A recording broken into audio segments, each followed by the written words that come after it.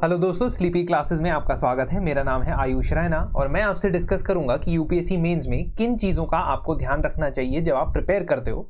4 ऐसी themes discuss करूंगा जो पिछले कई सालों में पूछी गई हैं और उनको प्रिपेयर करना, उनको रेडी रखना, उनके लिए नोट्स बना के रखना, ये आपके फायदे में रहेगा। देखिए, लर्निंग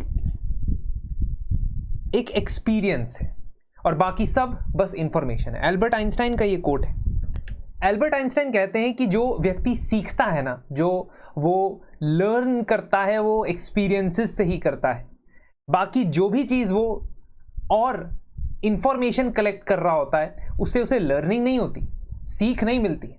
जानकारी प्राप्त होती है, लेकिन जानकारी प्राप्त करने में, डेटा कलेक्ट करने में, इंफॉर्मेशन कलेक्ट करने में और सीखने में फ़र्क है। क्यों? क्योंकि सीखने का मतलब ये है कि उस व्यक्ति ने जो जानकारी ली, जो इंफॉर्मेशन हासिल की, उसका वो इस्तेमाल कर रहा है, यूज कर रहा है प्रैक्टिकल एक्सपीरियंस में। और इसी वजह से जब हम प्रीवियस ईयर क्वेश्चंस देखते हैं तो 4 थीम्स स्टैंड आउट करती हैं। ऐसी बहुत सारी थीम्स हैं, बट 4 थीम्स ऐसी स्टैंड आउट करती हैं अक्रॉस द बोर्ड। GS1 हो, GS2 हो, GS3 हो, GS4। देखो, थीम 2 प्रकार की हो सकती है। एक जो किसी भी जनरल स्टडीज के पेपर में आपकी मदद कर सकती है। फॉर एग्जाम्पल, अगर मैं बात करूं water as a resource, water as different water bodies, यानी कि जियोग्राफिकल, जो फिजिकल जियोग्राफी में हम डिफरेंट टाइप्स की वाटर बॉडीज पढ़ते हैं। Water as a part of ecosystem, यानी कि एक्वाटिक सिस्टम्स, मरीन इकोसिस्टम्स और लिटोरल इकोसिस्टम्स।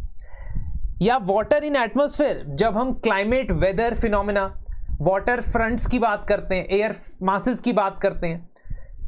जियोफिजिकल फिनोमेना, तो hello storm, thunder storms. Polluted entity की तरह वाटर को देखो तो polluted reverse, marine plastic pollution. Agricultural input की तरह वाटर को देखो तो इरिगेशन के अंदर जो भी इरिगेशन के टॉपिक्स हैं, आप जनरल स्टडीज 3 में पढ़ते हैं। Cropping patterns is dependent on the irrigation patterns. तो ये सारी की सारी चीजें जो हैं एक सोर्स की तरह पढ़ी जा सकती है। वाटर के अक्रॉस द सब्जेक्ट्स क्वेश्चन आते हैं। तो वाटर को अगर मैं एज अ रिसोर्स देखता हूं तो मैं जनरल स्टडीज 1 में जब रिसोर्सेज के बारे में पढ़ता हूं तो उसमें से क्वेश्चन की तैयारी करूंगा। ठीक है, वाटर बॉडीज को अर्बन लैंड यूज में कन्वर्ट करने के क्या इंप्लीकेशंस हो सकते हैं, फ्रेश वाटर रिसोर्सेज को लेके क्या क्राइसिस है, अवेलेबिलिटी की भी और एक्सेस की भी। इसी तरह अगर आप ऑब्जर्व करेंगे तो 2018 ground water system, 2018 blue revolution और पिसिकल्चर, 2017 फ्लड्स को रिसोर्स की तरह इस्तेमाल करने की बात, 2016 वाटर रिसोर्सेज की मैनेजमेंट, इफेक्टिव मैनेजमेंट कैसे हो सकती है, 2016 में ही इनलैंड वाटर ट्रांसपोर्ट में कैसे इस्तेमाल हो सकता है वाटर, 2016 में ही माइक्रो वाटरशेड डेवलपमेंट प्रोजेक्ट्स कैसे मदद कर सकते हैं। All these are related to one theme, that is water as a holistic resource. Similarly अगर मैं बात करता हूं कि वाटर पोल्यूशन की, तो आप एनवायरमेंट इकोलॉजी के प्रीवियस ईयर क्वेश्चन देखोगे, वहां पे आपको पता लगेगा कि क्लीन गंगा मिशन या national mission for clean Ganga, इस सब पे सवाल पूछे गए। तो जहां तक मेरा मानना है, वाटर सबसे इंपॉर्टेंट थीम है जिसको आप जनरल स्टडीज 1, 2, 3 और 4 में भी कनेक्ट कर सकते हो। जब हम केस स्टडीज की बात करते हैं, एक्सेस टू एसेंशियल रिसोर्सेज की बात करते हैं, उसमें वाटर सबसे ऊपर आता है। तो इसीलिए मुझे ऐसा लगता है कि इस थीम को आप जरूर तैयार करें। सेकेंड थीम जो अक्रॉस द बोर्ड आती है जनरल स्टडीज 1, 2, 3, वो है मार्जिनलाइज सेक्शंस, उनका upliftment. Can be for 4 as well. Marginalise sections of society, जिसको आप डिवाइड कर सकते हो poor, schedule caste, schedule tribe, women, children. ये एल्डरली गलती से एक ही पॉइंट हो गया, लेकिन elderly is a separate point. Persons with disabilities. Again you will observe, again आप ऑब्जर्व करोगे कि ये सवाल जो है पूछे गए हैं आपके जनरल स्टडीज 1 में भी, आपके जनरल स्टडीज 2 में भी, और sometimes in 3 in the form of government schemes. तो जनरल स्टडीज 1 में if you see that there is every year a question about women and their position in the Indian society. Indian society के अंदर women से related हमेशा ही सवाल देखने को मिलता है।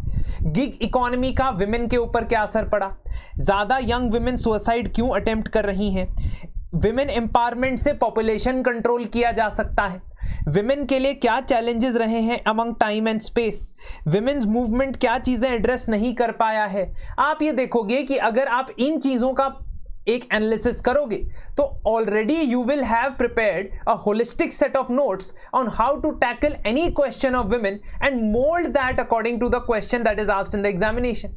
सेम पॉवर्टी या पुअर पॉपुलेशन पे भी सवाल पूछे जाते हैं, सेम जो सवाल है, सिमिलर जो सवाल है वो पर्सन्स विद डिसेबिलिटीज के ऊपर भी पूछे जाते हैं। 2022 में भी पूछा गया था, 2017 में भी पूछा गया, persons with disabilities, right of persons with disabilities act.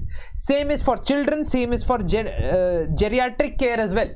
ठीक है, तो जेरियाट्रिक केयर भी इसमें इंक्लूडेड है, एल्डरली के लिए इसमें इंक्लूडेड है। तो आप ये देखोगे कि this is something that is absolutely used in every GS subject you see. ठीक है, तो मार्जिनलाइज सेक्शन को अगर आप कभी भी आंसर देने की कोशिश करोगे, you can start preparing but you will never be able to end. तो इसीलिए हमें फ्रेमवर्क्स में पढ़ना होता है। फ्रेमवर्क्स इंट्रोडक्शन के भी हो सकते हैं, बॉडी और कंक्लूजन के भी हो सकते हैं। हाँ, sometimes children or students, I should not say children because they are adults who are preparing for the UPSC exam, but these students they ask कि सर हम फ्रेमवर्क बना के जा रहे हैं और सब कुछ करके आ रहे हैं लेकिन मार्क्स नहीं आ रहे हैं ऑप्शनल सब्जेक्ट में। Now please remember I am talking about general studies, not of optional. Optional के लिए जो तरीका है, स्ट्रैटेजी है, वो डिफरेंट है। अगर मैं 5C फ्रेमवर्क की बात करता हूं, मैं 5C फ्रेमवर्क सोच सकता हूं कि कभी भी मुझे मार्जिनलाइज सेक्शन के किसी भी सेक्शन के बारे में बताना होगा ना, तो मैं 5C फ्रेमवर्क से बताऊंगा। Constitutional safeguards, commitment to their service, communication and awareness generation, computer based 5C बनाने थे ना, तो मैं टेक्नोलॉजी को लेके आना चाहता था। टेक्नोलॉजी याद रखने के लिए मैंने कंप्यूटर बेस्ड सोल्यूशन बनाया। कंप्यूटर का मतलब सिर्फ कंप्यूटर नहीं होगा, यहाँ पे कोई भी टेक्नोलॉजी बेस्ड सोल्यूशन होगा। और आखिर में convergence of all the schemes that are already working. इन 5 चीजों को ध्यान में रख के ऑलरेडी आपको पता होगा कि इन सब से जुड़े कॉन्स्टिट्यूशनल सेफगार्ड्स क्या है, कन्वर्जेंस कौन सी स्कीम्स का करना है, कम्युनिकेशन और अवेयरनेस जनरेशन करना है। 5Cs इसी तरीके से आप कंप्लीट कर सकते हो और किसी का भी आंसर डेवलप कर सकते हो। It is very important because syllabus is endless and you need to restrict it, you need to anchor it to something. PYQ में तीसरी थीम जो हमेशा से पूछी जाती है वो है लोकल बॉडीज, चाहे वो 2022 में हो, चाहे वो 23 में हो, ठीक है, चाहे वो 2020, 2019, 2018, 2017, you will see ample number of questions asked for local bodies। तो पंचायती राज सिस्टम, म्यूनिसिपैलिटी सिस्टम, ये कभी भी आउट ऑफ फैशन नहीं होता है। This always stage in fashion, this always stage in relevance and current affairs इसमें हर साल कुछ ना कुछ ऐड होते ही जाते हैं। ठीक है, तो प्लीज अंडरस्टैंड कि ये कुछ ऐसी थीम्स है जो आइडेंटिफाई करनी जरूरी है, उस पर नोट्स प्रिपेयर करके रखने जरूरी हैं और हर सब्जेक्ट में आपको ये मिलेंगी। जनरल स्टडीज 4 एथिक्स में भी मिलेगी, ऑल्दो एथिक्स में थीम्स ढूंढना मुश्किल है बिकॉज सिलेबस ऑलरेडी बहुत ब्रॉडली, बहुत ही एक डिटेल्ड में डिस्क्राइब करता है चीजों को।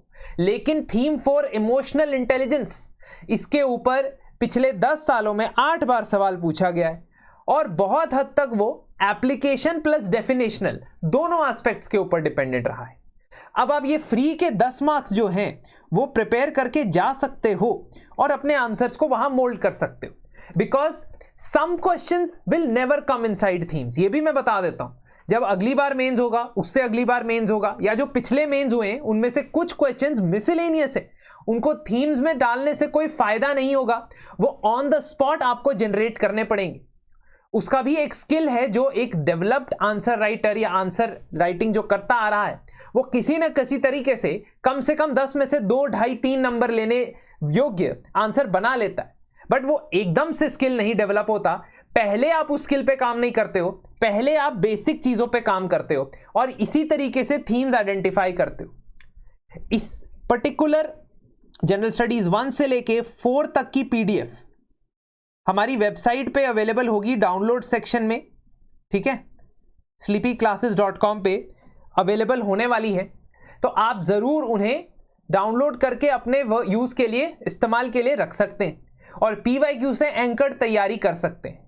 यदि PYQ से एंकर्ड तैयारी के लिए आप हमारे साथ जुड़ना चाहते हैं तो हमारे पास PYQ कोर्स है जो परफेक्ट आंसर्स आप कभी नहीं लिख पाओगे वहां तक पहुंचाने की कोशिश, क्योंकि there is not going to be a day when you suddenly wake up and write perfect answers.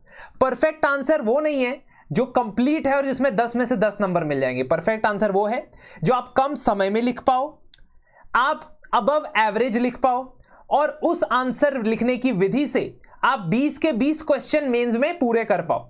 Because you can write a brilliant answer in 13 minutes, that is more problematic than writing average 2 answers in 14 minutes. Writing a brilliant answer in 13 minutes, even then you will not get 10 out of 10. But writing 2 average answers can get you 11 marks. ठीक है? Out of 20. Not out of 10 of course. ठीक है? तो इसीलिए हम answer writing के लिए PYQ से एंकर्ड कोर्स लेकर आए हैं, जिसमें PYQs को थीम्स में डिवाइड किया गया है। थीम वाइज डिस्कशन होगा।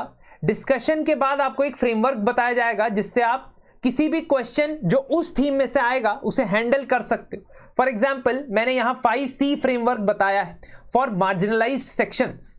आप खुद के भी फ्रेमवर्क बना सकते हो, लेकिन द अमाउंट और the quantum of study that you have to do till 2024 mains is way too much and आपके पास थोड़ा वक्त कम है। तो हमारी कोशिश है आपकी थोड़ी सी मदद की जा सके।